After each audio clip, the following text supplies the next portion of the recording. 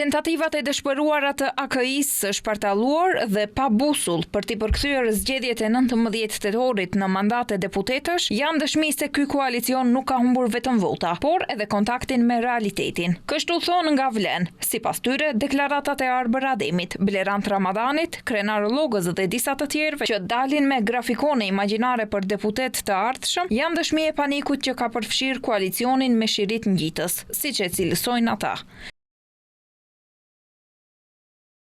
Në më shumë se 10 komuna, shqiptarët dhan besimin për energji të re, për fytyrat që punojnë, jo që fshihen pas patriotizmit të rem kur s'kan çfarë t'u ofrojnë njerëzve. 4 ditë me radhë lideri i tyre i pakontestueshëm Ali Ahmeti nuk është faqur askund, ndoshta ende po pret t'ia tregojnë rezultatet e referendumit. Arbër Ademit, Blerant Ramadanit dhe Krenar Llogës u urojmë dalje sa më të shpeshta publike. Çdo herë që flasin, AKI humb nga 1000 vota dhe ne sinqerisht s'kemi asgjë kundër.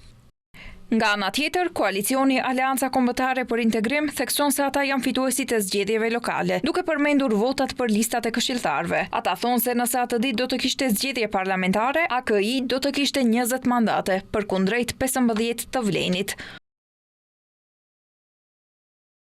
Për më pak se një vit e gjysmë, në 3 palë zgjedhje, presidenciale, parlamentare dhe tash edhe lokale, legitimiteti politik i Aleancës Kombëtare për Integrim është rikonfirmuar fuqishëm dhe pa ekuivok. Edhe në këto zgjedhje lokale të mbajtura të dielën, AKI është fituese në rafshin kombëtar. Në zgjedhjet për këshilla komunal, AKI ka një epërsi prej mbi 23.000 votash në nivel kombëtar dhe nëse zgjedhjet parlamentare do të mbaheshin po atë ditë, AKI do të kishte 20 mandate, përkundrejt 15 të kampit tjetër politik.